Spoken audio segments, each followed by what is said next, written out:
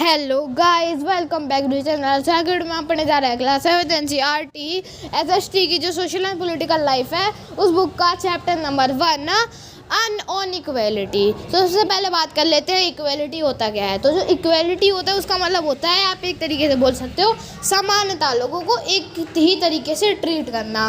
तो जो हमारे इंडिया है वो एक बहुत पुराना देश है, बहुत बड़ा देश है, ठीक है। पर जो हमारा इंडिया है, जो भारत देश है, वो इतने टाइम से चल रहा है, कॉन्स्टिट्यूशन है, इतने सारे नियम है, इतनी सारी पुलिस व्यवस्था है, इतनी सारी चीज़ें हैं, बट उन सब के बाद भी ना हमारे देश में इक्वेलिटी स्थापित नहीं हो पाई है। और जो पहले का टाइम था उसमें सिर्फ हमारा जो देश था भारत, उसी में नहीं, जितने भी देश थे, अमेरिका हो, फ्रांस हो, चाइना हो, जितने भी देश हैं, सब में यही सब होता था। सब में हर जगह इक्वेलिटी फैल रखी थी।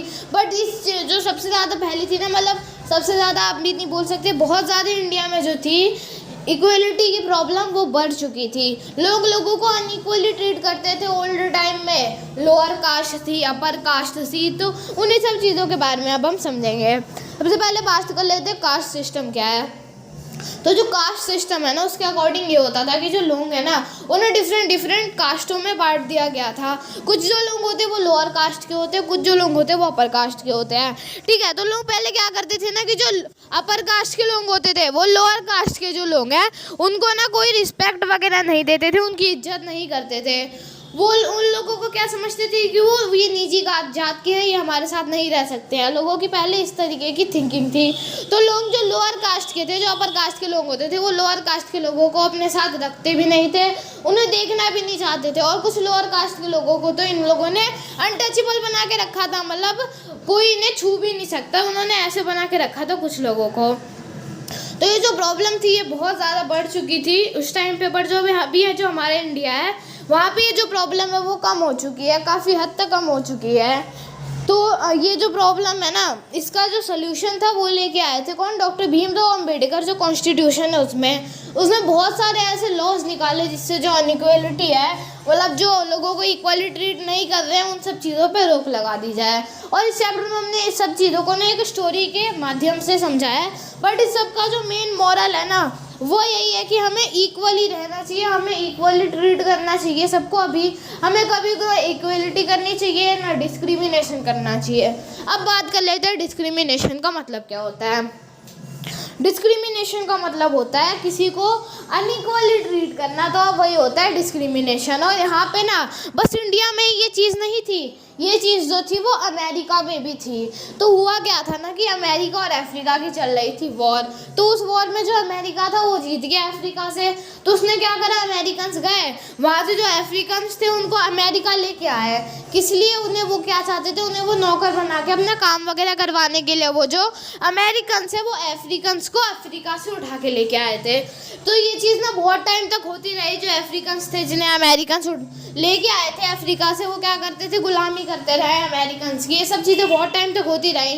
बट जब धीरे धीरे ये सब टाइम आगे बढ़ा, ये सब चीज़ें नॉर्मल हो गई, मतलब दोनों नॉर्मल हो गए, ऐसे कुछ गुलामी वगैरह करने का रूल नहीं रह गया था। तब क्या हुआ, तो जो तब हुआ ये ना कि जो ये लोग थे वो सही हो गए इनके साथ। बट जो लोग थे ना अमेरिकन, वो इन्हें अनइक्वली ट्रीट करते थे। कौन सी चीज़ के बेस पे? कलर के बेस पे। अब कलर के बेस पे कैसे इन्हें अनइक्वली ट्रीट करते थे? तो जो अफ्रीकन्स थे वो कहाँ से आए हैं? अफ्रीका से। तो जो अफ्रीकन्स होते हैं वो मोस्ट ऑफ द टाइम थोड़े थोड़े से डार्क होते हैं, उनकी स्किन का कलर होता है वो डार्क होता है, ठीक है। और जो अमेरिका के लोग होते हैं वो वाइट होते हैं, उनकी स्किन का कलर वाइट होता है। तो वो लोग वाइट थे। और ये जो ब्लैक पर्सनस थे, मतलब ये जो अफ्रीकन अमेरिकन्स थे, मतलब जो वो लोग जो अफ्रीका से लाए गए थे और जो अफ्रीका से लाए गए थे अमेरिका, वो लोग क्या हो गए, अफ्रीकन अमेरिकन्स हो गए। तो जो अफ्रीकन अमेरिकन्स थे उनका जो कलर था वो थोड़ा बहुत डार्क था, थोड़े से वो काले थे। और इसीलिए ना जो वाइट थे, मतलब जो गोरे लोग थे, जो अमेरिकन्स थे, वो इन लोगों का बहुत ज़्यादा मजाक उड़ाया करते थे, इन्हें क्रिटिसाइज़ किया करते थे। और वहाँ पे ना इन लोगों को ना, जो अफ्रीकन अमेरिकन्स थे, सब ठीक होने के बाद भी ना इन लोगों को कुछ करने की छूट नहीं थी। और यहाँ तक कि इनके ना बस में अगर ये जा रही हैं, बस में भी इनके लिए अलग नियम बना के रखे हैं। जैसे कि एक बस है, पूरी बस होती है, उसकी जो आगे की सीट है उसमें बैठेंगे गोरे लोग, पीछे की सीट है, जब सबसे पीछे की सीट्स होती है उसमें बैठेंगे जो डार्क पर्सन्स होते हैं, जो अफ्रीकन अमेरिकन्स होते हैं। और आप मतलब शांति से अपनी पीछे की सीट पे भी बैठे और कोई अमेरिकन आया, उसने आपको बोल लिया चलो उठो मेरी सीट है, मतलब मैं यहाँ पे बैठना चाहता हूँ, आपको उठ के जाना पड़ेगा। कोई ये चीज़ मैटर नहीं करती आप कौन हो, बहुत ज़्यादा बूढ़े हो, जवान हो, बच्चे हो, कुछ मैटर नहीं करता। अगर आप एक अफ्रीकन अमेरिकन हुए तो आपको वो सीट उसके लिए छोड़नी पड़ेगी। आपको वो, अगर आप पीछे की सीट पे भी बैठे होगे जो कि आपके लिए अलाउड है, आपको वो भी छोड़नी पड़ेगी उस वाइट के लिए। और ये लोग तो थे ना, ये बहुत ज़्यादा मजाक उड़ाते थे उन लोगों का, और ये सब चीज़ें बहुत टाइम तक चलती रहीं। और इसी से रिलेटेड एक स्टोरी है। तो स्टोरी की स्टार्टिंग में ना यहाँ पे एक वुमेन की स्टोरी है। उस वुमेन का नाम है रोजा पार्क्स। तो जो रोजा पार्क्स है वो एक अफ्रीकन अमेरिकन है, मतलब जो उसके पूर्वज हैं, एंसिस्टर्स हैं, उन्हें अफ्रीका से लाया गया है अमेरिका। फिर उन्हें ना क्या मिल गई है, अमेरिका की सिटीजनशिप मिल गई है, मतलब वो अमेरिका में रह सकते हैं। तो ये जो बस वाला लॉ था ना, ये उस टाइम पे भी था। तो जो रोजा पार्क्स होती है वो काम करते हैं जाके, तो वो काम करके आ रही थी अपना मस्त बैठ, मतलब बस में बैठ के। फिर उसके बाद बस में बैठी होती हैं, आगे की सीट पे उन्हें कोई पीछे सीट भरी रहती है, तो आगे की सीट पे आके बैठ जाती हैं। वहाँ पे एक आदमी आता है, एक वाइट मैन आता है। वाइट मैन आके बोलता है रोजा पार्क्स से चलो ये सीट खाली कर दो, मैं यहाँ बैठूंगा। रोजा पार्क्स होती है वो क्या करती हैं, बोलती हैं, पोलाइटली बोलती हैं कि भैया मेरे पैर में हो रहा है बहुत तेज़ दर्द, मैं ये सीट आपको नहीं दे सकती हूँ। जो लोगों ने देखा ना कि अरे यार इसने सीट मांगी, उसने तो सीधे मुँह में मना कर दिया, डायरेक्ट मना कर दिया। तो इसका जो ये वो डिसअप्रूवल था, मतलब जो मना करने था, लोगों को उसने बहुत ज़्यादा प्रेरित किया, मतलब लोगों ने उससे बहुत ज़्यादा सीख ली। अब कोई भी अफ्रीकन आता था, मतलब कोई भी अमेरिकन आता था अफ्रीकन से सीट मांगने, वो सीधा बोल देते थे हम आपको सीट नहीं देंगे, ठीक है। तो ये सब चीज़ें होती रही, पर जो लोग थे उन्होंने क्रिटिसिज्म बंद नहीं किया। तो रोजा पार्क्स ने क्या करा, एक मूवमेंट स्टार्ट कर दिया, सिविल राइट मूवमेंट। मूवमेंट का मतलब होता है आंदोलन। तो एक आंदोलन छेड़ दिया इन जो अफ्रीकन अमेरिकन थे, उन्होंने गवर्नमेंट के खिलाफ नारेबाजी हुई। मूवमेंट मतलब होता है एक तरीके से आप बोल सकते हो नारेबाजी वगैरह करते हैं, तो वही धरना बोल सकते हो आप उसे। तो वैसे ये सारी नारेबाजी हुई, धरना हुआ, ये सब हुआ। गवर्नमेंट ने ये सब देखा, गवर्नमेंट ने सोचा चलो ठीक है हम इनके लिए ना लॉज बना ही देते हैं, कुछ और नए लॉज, कब तक इनके साथ भी पूरा होता रहेगा। गवर्नमेंट से उन्होंने थोड़ा बहुत ध्यान दिया इन पे। ये नहीं कि जो गवर्नमेंट थी उन्हें सच में बुरा लग रहा था, ये लोग बस सिंपैथी गेन कर देते इनसे, ताकि मतलब आगे इनकी कोई दिक्कत ना हो। तो इन्होंने क्या करा, बोला ठीक है चलो ये लोग हम हटा रहे हैं। और इन लोगों ने बोला कि हम आपके लिए ना जो अफ्रीकन अमेरिकन से आप लोगों के लिए हम नए स्कूल बनवा देते हैं, उसमें बस अफ्रीकन अमेरिकन पढ़ेंगे, क्योंकि बच्चों को भी दिक्कत होती थी। और अगर कोई बड़ा आदमी, अगर इन्होंने लॉ को ही बना भी दिया कि नहीं जेल होगी अगर किसी ने मजाक उड़ाया तो वो बड़े आदमी को जेल हो सकी। अगर कोई बच्चा, एक स्कूल है मान लो उसमें अफ्रीकन अमेरिकन सब पढ़ रहे हैं, गवर्नमेंट स्कूल है, उसमें जो बच्चे हैं वो अफ्रीकन अमेरिकन का मजाक उड़ाएंगे, अगर इन लोगों ने कंप्लेन भी की तो इससे क्या होगा, वो बच्चे हैं उन्हें थोड़ी ना वो जेल में डालेंगे। तो इन्होंने क्या करा, अफ्रीकन अमेरिकन का सेपरेट स्कूल बना दिया, इससे उन्हें कोई प्रॉब्लम नहीं होगी। पर ये जो गवर्नमेंट थी वो उतनी अच्छी भी नहीं थी। उन्होंने क्या करा, जो अफ्रीकन अमेरिकन का स्कूल था ना, वो था एकदम ख़राब स्कूल, ना उसमें अच्छे टीचर थे, मतलब जो टीचर थे वो खुद एजुकेटेड नहीं थे, उन्हें खुद इतने ज़्यादा अच्छे से चीज़ों की नॉलेज नहीं थी, ना ही वहाँ की डेस्क अच्छी थी, ना ही वहाँ पे लाइट रहती थी, ना ही वहाँ की कोई भी फैसिलिटी अच्छी थी। तो ये सारी चीज़ें हुई, तो मतलब अफ्रीकन अमेरिकन को स्कूल भी मिला तो ऐसा मिला। सो इससे हमें ये मतलब हो रहा है ना कि जो इंडिया है वो सिर्फ एक लौती ऐसी कंट्री नहीं है जिसमें ये सब चीज़ें हुई हैं, और भी बहुत सारी कंट्रीज़ हैं, अमेरिका भी इसका एक एग्जांपल है। और लगभग सारी ही कंट्रीज़ में सब पहले के ज़माने में हुआ होगा, क्योंकि पहले के ज़माने में जो लोग थे उनकी थिंकिंग बहुत बुरी थी। तो हो सकता है बाकी की कंट्रीज में भी पिछले ज़माने में ये हुआ हो, बट इस चैप्टर में हमें बस एग्जाम्पल किसका दिया है, इंडिया और अमेरिका का दिया है। तो ये अफ्रीकन अमेरिकन की प्रॉब्लम सॉल्व हो गई, बट वो अभी भी अच्छे से सॉल्व नहीं हुई थी, लोग तो अभी भी उनका मजाक उड़ाते थे। और ना क्या होता था ना कि जो अफ्रीकन अमेरिकन है वो बहुत ज़्यादा वो थे, मतलब वो उनके पास उतना मनी नहीं था। ज़्यादातर अफ्रीकन अमेरिकन जो अमेरिका में रहते थे वो तो अनएम्प्लॉयड थे, मतलब उनके पास कोई जॉब ही नहीं थी। इसका भी एक रीज़न है, जो अमेरिकन हैं वो बहुत टाइम से अमेरिका में रह रहे हैं, तो मोस्ट ऑफ जो कंपनीज वगैरह हैं सब अमेरिकन की हैं, मोस्ट ऑफ जो जॉब्स वगैरह हैं सब अमेरिकन की ऑफिसेस कंपनीज हैं। तो ये जो अमेरिकन थे ये भी अफ्रीकन अमेरिकन को अपने यहाँ जॉब पे ही नहीं रखते थे। अगर कोई रीज़न पूछे तो वो अलग अलग रीज़न बता देते थे, बट मेन रीज़न ये था कि वो अफ्रीकन अमेरिकन है, इसलिए वो उसे काम पे नहीं रख रहे हैं। तो जब ये लोग क्या थे, अनएम्प्लॉयड थे, तो वो लोग अपने बच्चे को कहाँ पढ़ाएंगे? वो अपने बच्चे को प्राइवेट स्कूल में तो पढ़ा नहीं सकते क्योंकि इनके पास पैसे ही नहीं थे। वो अपने बच्चे को कहाँ पढ़ाते थे? गवर्नमेंट स्कूल में। और गवर्नमेंट स्कूल की हालत ही ऐसी थी ना, जो गवर्नमेंट स्कूल अफ्रीकन अमेरिकन के लिए अलॉट किया गया था, उसकी हालत खुद इतनी ख़राब थी कि उसमें बच्चे क्या ही पढ़ेंगे। और जो हमारे इंडियन गवर्नमेंट है ना, वो भी पूरा ट्राई कर रही है कि जो हमारे इंडिया देश है उसे वो पूरी तरह से इक्वलिटी उसमें स्थापित कर दे। तो इसके लिए जो इंडियन गवर्नमेंट है उसने अपनी तरफ से सारी कोशिशें कर ली है। जैसे कि उसने इंडियन गवर्नमेंट ने मतलब बहुत सारे लॉज निकाले हैं, जैसे कि आर्टिकल 15। तो आर्टिकल 15 एक लॉ है, आप उसे एक आर्टिकल भी बोल सकते हो। तो उस लॉ के अकॉर्डिंग ना किसी को भी कोई हक नहीं बनता है किसी को भी डिस्क्रिमिनेट करने का, किसी के भी साथ भेदभाव करने का on the basis of their caste, skin colour, religion, मतलब वो किस रिलीजन से बिलोंग करते हैं, वो किस कास्ट से बिलोंग करते हैं, उनका जेंडर क्या है, वो सारी चीज़ें, उन सारी चीज़ों की वजह से कोई भी किसी के साथ डिस्क्रिमिनेशन नहीं कर सकता है, कोई भी किसी को अलग तरीके से ट्रीट नहीं कर सकता है। तो इसका बेसिकली मतलब ये बनता है कि अगर आपको जॉब देनी है किसी को, तो आप किसी को उसका कास्ट देख के, उसका रिलीजन देख के जॉब नहीं दे सकते, या फिर आप किसी को इसलिए मना नहीं कर सकते हो कि तुम लोअर कास्ट के हो, मैं तुम्हें जॉब नहीं दूंगा। अगर आप ऐसा करते हो तो वो जिसको आपने मना करा है वो आप पे केस भी कर सकता है।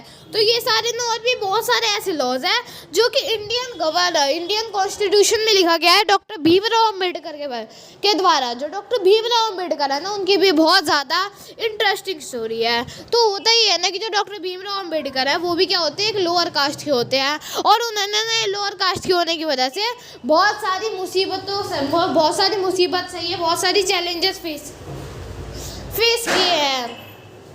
तो इसीलिए फिर उन्होंने ये सारा लिखा है कि नहीं, कोई डिस्क्रिमिनेट नहीं कर सकता है, क्योंकि ये सारी चीज़ें हुई हैं डॉक्टर BR अम्बेडकर के साथ। वो भी एक लोअर कास्ट के थे और उनके साथ भी बहुत सारी चीज़ें हुई हैं, लोगों ने उनके साथ भेदभाव किया है और भी बहुत सारी चीज़ें हुई है, और बचपन में ये सारी चीज़ें शुरू हो जाती हैं। और एक और स्टोरी थी, जो स्टोरी है वो ओल्ड बुक में थी।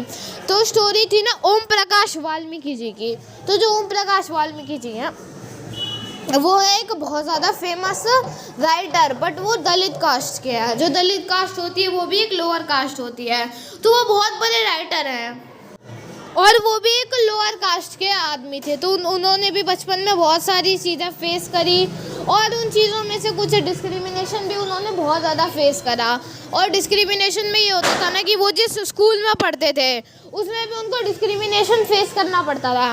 मतलब स्कूल में बच्चों के साथ तक वो डिस्क्रिमिनेशन करते थे। तो हुआ कुछ ये ना कि वो लोअर कास्ट के रहे, तो उन्हें क्या करना पड़ता था, जो क्लास है उसमें जो चटाई बिछी होती थी, तो जो अपर कास्ट के जो अमीर बच्चे होते थे वो उस पर बैठते थे, बट जो गरीब बच्चे होते थे, जो लोअर कास्ट के लोग होते थे ना, उन्हें वो चटाई पे भी बैठने नहीं देते थे। चलो ठीक है, चटाई पे नहीं बैठने दे रहे, ज़मीन पे तो बैठने दो, बट इन्हें क्या चाहिए, वो इन्हें ज़मीन पे भी बैठने नहीं दे रहे थे। इन्हें चाहिए कि वो बच्चे जो है वो क्लास के बाहर रहें, जहाँ पे जूते चप्पल बाकी के बच्चे रखते हैं वहाँ पे वो बच्चे बैठे, वहाँ से वो पढ़ाई करें। जो क्लास के अंदर वो नहीं बैठ सकते हैं अगर वो लोअर कास्ट के हैं। तो ओम प्रकाश वाल्मीकि जी के साथ ये सब हुआ। वो क्लास में कई बार तो उन्हें घुसने ही नहीं देते थे, बाहर ही रखते थे। और एक बार तो हद कर दी उनके टीचर ने। ओम प्रकाश वाल्मीकि जी क्लास में आए तो उन्होंने, जो उनके टीचर थे, उन्होंने बोला कि चलो तुम यहाँ पे पढ़ नहीं सकते, तुम आज बाहर भी नहीं पढ़ोगे, तुम एक काम करो, झाड़ू उठाओ और जाके पूरे ग्राउंड साफ करो। अब वो ओम प्रकाश वाल्मीकि जी को कुछ समझ आ नहीं रहा था क्या बोल रहे, क्यों बोल रहे हैं। तो उन्होंने बस, टीचर ने गुस्से में बोला था तो उन्होंने बस उनकी आज्ञा का मतलब जो उन्होंने बोला था वही करा। वो गए, झाड़ू वाड़ू उठाया, पूरा ग्राउंड उन्होंने साफ करा। तो जो धूल थी वो उनके नाक वगैरह में चली गई थी, मतलब उनकी हालत बहुत ज़्यादा बुरी हो गई थी क्योंकि ग्राउंड बहुत बड़ा था। तो उन्होंने उसे साफ़ करा और उनकी हालत बहुत ज़्यादा बुरी हो गई थी। तो बाकी टाइम वो आए, किसी तरह से हुआ, फिर छुट्टी हो गई। छुट्टी में वो अपने घर गए। घर जाके उन्होंने अपने पापा को ये सारी चीज़ें बताई कि कैसे वो क्लास में गए थे। क्लास में उन्हें पहले घुसने नहीं दिया, पहले उन्हें क्लास के बाहर बिठाते थे, फिर आज तो उन्हें बाहर भी बैठ के पढ़ने नहीं दिया, बोला कि जाओ तुम झाड़ू लगाओ, ये करो वो करो। तो ये सब चीज़ें वो जाके ना अपने पापा को बताते हैं। जो इनके पापा होते हैं वो ये सब सुनते हैं और अगले दिन वो चले जाते हैं उनके स्कूल ओम प्रकाश वाल्मीकि जी के साथ। स्कूल जाके वो बोलते हैं, टीचर से कंप्लेन करते हैं, ये सब आप क्यों क्या कर रहे हो, क्यों कर रहे हो, हम बच्चों को पढ़ने भेजते हैं। एक तो आप लोगों ने इतना बुरा सिस्टम करके रखा है कि बच्चे क्लास के अंदर नहीं बैठ सकते, बच्चे बाहर से पढ़ रहे तो वो भी आपसे देखा नहीं जा रहा, आप उन्हें पढ़ने तक नहीं दे रहे, बाहर भगा दे रहे हो। तो ये सारी चीज़ें जाकर उनके टीचर से उन्होंने बोला, ओम प्रकाश वाल्मीकि जी के पापा ने। फिर उसके बाद उन्होंने बोला चलो ठीक है, मैं अपने बच्चे को यहाँ से लेके जा रहा हूँ, मैं अपने बच्चे को कहीं भी पढ़ा लूँगा, खुद पढ़ा दूँगा, पर तुम्हारे स्कूल में अब मैं से कभी नहीं भेजूँगा। तो यही सारी चीज़ हुई। तो ये भी एक तरीके का आप डिस्क्रिमिनेशन ही बोल सकते हो। और एक आता है जेंडर डिस्ट्रीब्यूशन, तो ये भी डिस्क्रिमिनेशन जैसा ही है। तो इसमें क्या होता है, दो लोगों को ना डिस्क्रिमिनेट किया जाता है, भेदभाव किया जाता है दो लोगों में जेंडर के बेसिस पे, तो वो हो गया जेंडर डिस्क्रिमिनेशन। तो फिर उसके बाद ये लोग क्या करते हैं, इन लोगों ने ना, जो हमारी इंडियन गवर्नमेंट थी उसने स्कीम्स लॉन्च करना शुरू कर दिया इक्वालिटी को स्थापित करने के लिए बच्चों के अंदर। तो उस स्कीम का नाम था मिड डे मील स्कीम। जो मिड डे मील स्कीम थी वो एक स्कीम थी, उसे सबसे पहले तमिलनाडु में जारी किया गया था। तो उस स्कीम में होता क्या था ना कि जो स्कूल है ना वो बच्चों को खाना प्रोवाइड करता था, स्कूल में ही खाना, कई बार कुछ स्कूलों में खाना बनता था, कई बार खाना बाहर से बना बनाया आता था और वो स्कूल के बच्चों को लंच टाइम में दिया जाता था। तो अब इससे इक्वेलिटी, इसको इक्वेलिटी का क्या लेना देना है। सबसे पहले हम बात कर लेते हैं इसके एडवांटेज क्या क्या हैं। तो जो बच्चे होते हैं ना, वो उस टाइम के कुछ बच्चे थे वो गरीब थे, तो वो खाना अफोर्ड नहीं कर पाते थे, और उस टाइम पे ना वो पेरेंट्स थे वो अपने बच्चों को इसलिए स्कूल नहीं भेजते थे क्योंकि वो उन्हें लंच खरीद के नहीं दे सकते, उनके पास इतने पैसे नहीं है कि वो खाना अफोर्ड कर सके। अगर बच्चा स्कूल जाएगा तो उसे भूख तो लगेगी, घर पर रहेगा तो उतनी भूख नहीं लगेगी, तो इसीलिए उन लोगों ये सोचते थे और वो बच्चों को स्कूल ही नहीं भेजते थे। अपने अटेंडेंस बहुत ज़्यादा लो हो गई थी, स्कूल के बच्चे बहुत कम आते थे, और कुछ बच्चे आते भी थे तो वो क्या थे, वो भूखे थे, और जो बच्चे भूखे थे वो क्या करते थे, पढ़ाई पे ध्यान नहीं लगा पा रहे थे, वो पढ़ाई पे कंसंट्रेट नहीं कर पाते थे, और उन्हें भूख लग जाती थी। दोपहर के टाइम पे जब लंच होता था, बाकी जो बच्चों पे खाना होता था वो खा लेते थे, कभी कभी दूसरे बच्चे उनको खाना शेयर भी करने देते थे, मतलब कभी कभी अपना खाना उनके साथ शेयर कर देते थे और कभी कभी नहीं करते थे। तो जिस दिन नहीं करते थे उस दिन ये भूखे रहते थे। तो गवर्नमेंट ने ये सारी चीज़ें देखी। ये भी एक तरीके से इनइक्वालिटी हुई, ये भी एक तरीके से डिस्क्रिमिनेशन ही हुआ कि एक बच्चे को खाना मिल रहा है, एक बच्चा खाना खा रहा है, एक बच्चे को खाना मिल ही नहीं रहा, एक बच्चा खाना खा ही नहीं रहा। तो ये भी एक तरीके से डिस्क्रिमिनेशन ही है, ये भी एक अनइक्वालिटी ही हो रही थी कि कोई बच्चे को खाना मिल रहा था, कोई बच्चा खाना खा रहा था और कोई बच्चा खाना नहीं खा रहा था। तो जो बच्चे खाना नहीं खा पा रहे थे उनके क्या क्या होते थे, तो पहली चीज़ वो पढ़ाई में कॉन्सेंट्रेट नहीं कर पाते थे, दूसरी चीज़ अगर भूखे रहते थे तो उनका ध्यान भी नहीं लगता था पढ़ाई में। यही सारी चीज़ें होती थी उन बच्चों के साथ। तो गवर्नमेंट ने सोचा क्यों ना इन्हें खाना दे, तो इससे इक्वलिटी होगी ना कि जो सारे बच्चे हैं, पहली चीज़ सब बच्चे खाना खा पाएंगे, इससे भी इक्वलिटी स्प्रेड होगी। दूसरी चीज़ सब बच्चे एक ही तरीके का खाना खाएंगे, मतलब जो मिड डे मील है वो तो सारे बच्चों को एक ही तरीके का मिलता है, ऐसा है नहीं कि कोई बच्चा अमीर है तो उसे अलग से मिड डे मील आएगा। मिड डे मील जो है वो सब बच्चों को मिलता था। और कुछ बच्चे भी ऐसे भी तो थे जिनके जो पेरेंट्स थे वो काम करते थे, मतलब मम्मी भी काम करती थी, पापा भी काम करते थे, तो ऐसे बच्चे खाना लेके नहीं आ पाते थे, तो इसीलिए उन बच्चों के लिए भी ये सब चीज़ें बहुत अच्छी हुई। और जो मिड डे मील स्कीम है ना उससे बहुत सारे एडवांटेजेस हुए। जो बच्चे थे वो खाने के लिए थे लेकिन स्कूल तो आ रही थी ना, अटेंडेंस तो बढ़ रही थी ना, तो धीरे धीरे करके ना तमिलनाडु के स्कूल में अटेंडेंस बहुत ज़्यादा हो गई, 80-90% हो गई। गवर्नमेंट ने सारी चीज़ें देखी, फिर कोर्ट ने ऑर्डर दिया कि जितने भी स्कूल है, जितने भी गवर्नमेंट स्कूल खुल रखे हैं, सब में ये वाली स्कीम चला दो। इस स्कीम से कितने ज़्यादा एडवांटेजेस हो रहे, बच्चों के पेट भर रहे, बच्चे पढ़ाई में ध्यान लगा पा रहे हैं और अटेंडेंस है वो भी इम्प्रूव हो गई है। तो जो कोर्ट थी, सुप्रीम कोर्ट थी, उसने बोला चलो जल्दी जल्दी से ना ये जो लॉ है, मतलब ये जो मिड डे मील वाली स्कीम है, जितने भी गवर्नमेंट स्कूल है सब में लगा दो, तो बड़ी अच्छी स्कीम है। और ये जो स्कीम है ना ये अभी भी चल रही है, अगर आप गवर्नमेंट स्कूल में पढ़ते हो तो आपके स्कूल में भी खाना मिलता होगा लंच टाइम में, और वो खाना मिड डे मील है। और उसके पीछे का हमने मोटिव तो पढ़ ही लिया कि वो इक्वालिटी स्प्रेड करने के लिए मिड डे मील वाली चीज़ खोली गई थी, स्टार्ट की गई थी। अब यहाँ पर नेक्स्ट एक और टॉपिक आ गया, इस टॉपिक का नाम है डिसेबिलिटी एक्ट। जो हमारा इंडिया है उसमें बहुत सारे तरीके के लोग रहते हैं, लगभग जो हमारी इंडिया है उसमें हर एक तरीके के लोग होते हैं। कुछ लोग होते हैं मेंटली फिट, कुछ लोग मतलब मेंटली फिट नहीं होते, कुछ लोग फिजिकली फिट नहीं होते हैं, कुछ लोग फिजिकली फिट होते हैं, बट कुछ लोग ऐसे होते हैं ना जो डिसेबल होते हैं। डिसेबल का मतलब है वो हमारी तरह चल फिर नहीं पाते हैं। जैसे कि हम आराम से चल लेते हैं ना, वैसे ही जो डिसेबल लोग होते हैं वो चल फिर नहीं पाते हैं, उनमें व्हील चेयर का यूज़ होता है। आपने कई बार मतलब हो सकता है आपने कहीं डिसेबल किसी को देखा होगा, वो लोग व्हील चेयर पे जाते हैं। सो मतलब उनको कोई व्हील चेयर से धक्का लगा रहा होता है या फिर उनकी व्हील चेयर में कुछ होता है, वैसे हाथ से अपनी आगे पीछे हो सकते हैं। तो वो जो लोग होते हैं वो हमारी तरह चल फिर नहीं पाते हैं। गवर्नमेंट ने उन लोगों को देखा, उन लोगों की ऐसी बुरी हालत देखी गई। ये लोग ना कई बार ना कुछ वो पब्लिक प्लेसेस को भी एक्सेस नहीं कर पाते हैं जो कि सबके लिए होती हैं। जैसे कि अगर कोई पार्क थोड़ी ऊंचाई पे बना हो, सीढ़ियाँ वगैरह हो, तो वहाँ पे भी वो नहीं एक्सेस कर पाएंगे। स्कूल हॉस्पिटल्स, वहाँ पे भी सीढ़ियाँ तो होती ही हैं, तो स्कूल्स हॉस्पिटल ये सारे मतलब public hospitals, government hospital, government schools, कई बार वो यहाँ पे भी नहीं जा पाते थे क्योंकि वो तो व्हील चेयर पे होते हैं ना, वो सीढ़ियाँ कैसे चढ़ेंगे। तो इसीलिए तो वो लोग कई बार ना पब्लिक प्लेसेस को भी एक्सेस नहीं कर पाते जो कि सबके लिए होती हैं, चाहे वो कैसा भी हो। तो ये इन लोगों के साथ ना एक तरीके से डिस्क्रिमिनेशन ही हो रहा था। गवर्नमेंट ने इन लोगों को देखा, गवर्नमेंट को अच्छा नहीं लग रहा था कि नहीं पब्लिक प्लेसेस पे भी ये लोग एक्सेस नहीं कर पा रहे हैं। गवर्नमेंट ने क्या करा, उन्होंने ना मतलब ये कर दिया कि जो पब्लिक प्लेसेस है जैसे कि स्कूल्स वगैरह, वहाँ पे बनेंगे रैम्पार्ट्स, मतलब रैम्प्स टाइप के बनेंगे जिससे ना जो व्हील चेयर है जिसके थ्रू आराम से जा सके। हो सकता है आपके स्कूल में भी रैम्पार्ट्स बने हो। और ये जो बच्चे होते हैं ना, इनके लिए कुछ लोगों ने अलग से रूम भाई बना दिया कि यहाँ पे बच्चे हैं, उन लोगों के लिए वॉशरूम भी कई जगह पे अलग बन रखे हैं। तो ये सारी चीज़ें होती हैं। और जो रैम्पार्ट्स होते हैं ना वो फर्स्ट फ्लोर पे ही लगे रहेंगे। अगर आपके 3 फ्लोर का स्कूल है तो वो पूरे 3 फ्लोर तक तो रैम्पार्ट्स लगा नहीं सकते, और उतने ऊपर तक जाना भी मुश्किल हो जाएगा उसके लिए। तो जो रैम्पार्ट्स होते हैं वो मतलब फर्स्ट फ्लोर तक ही रहते हैं, ग्राउंड फ्लोर के लिए रैम्पार्ट्स बने होते हैं। तो ज़्यादातर ना उन लोगों के लिए कुछ अलग से सुविधाएँ भी होती हैं जो कि मिलती हैं। और बस ये छोटा सा टॉपिक था, बट इसमें ना इन लोगों के साथ ही बहुत बुरा होता है। और अभी भी बहुत सारी ऐसी पब्लिक प्लेसेस हैं जहाँ पे रैम्पार्ट्स अवेलेबल नहीं है, और गवर्नमेंट ट्राई कर रही है कि हर जगह पे रैम्पार्ट्स अवेलेबल हो, और गवर्नमेंट इन्हें व्हील चेयर भी प्रोवाइड करती है।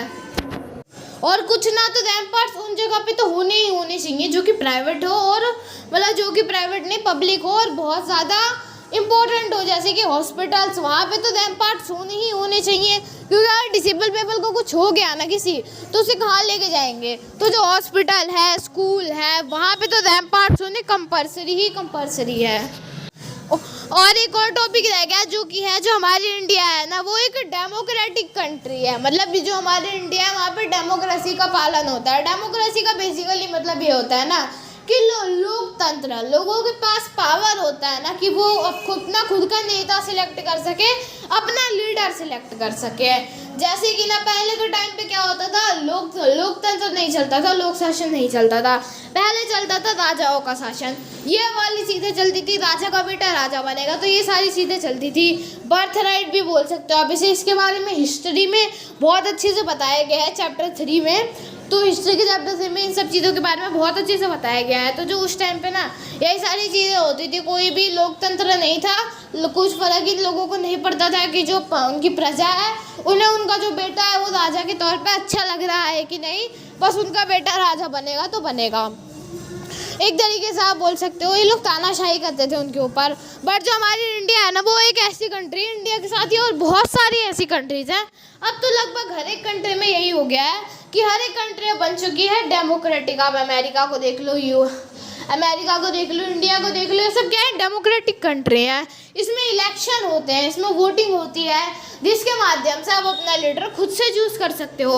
यहाँ पे ये नहीं है कि अभी मैं नेता हूँ तो मेरे बाद जो मेरा भाई है वो नेता बनेगा, ये सारी चीज़ें नहीं होती हैं। अगर मैं रिटायर हो गया तो मेरे किसी फैमिली मेम्बर को कोई हक नहीं है कि वो अगला मिनिस्टर बने।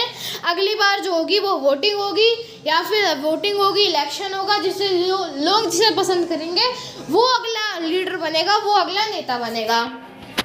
सो आज की वीडियो में बस इतना ही। आई होप कि आपको ये चैप्टर समझ आ गया होगा। अगर आपको ये वीडियो पसंद है तो इस वीडियो को लाइक कर दीजिए, चैनल पर नए तो चैनल को सब्सक्राइब कर दीजिए, क्योंकि हमारे चैनल पे आपको इस तरीके का कंटेंट देखने को मिलता रहेगा। और इस वीडियो को अपने दोस्तों के साथ शेयर भी कर दीजिए ताकि वो भी इस चैप्टर को अच्छे से समझ सके। Thank you for watching.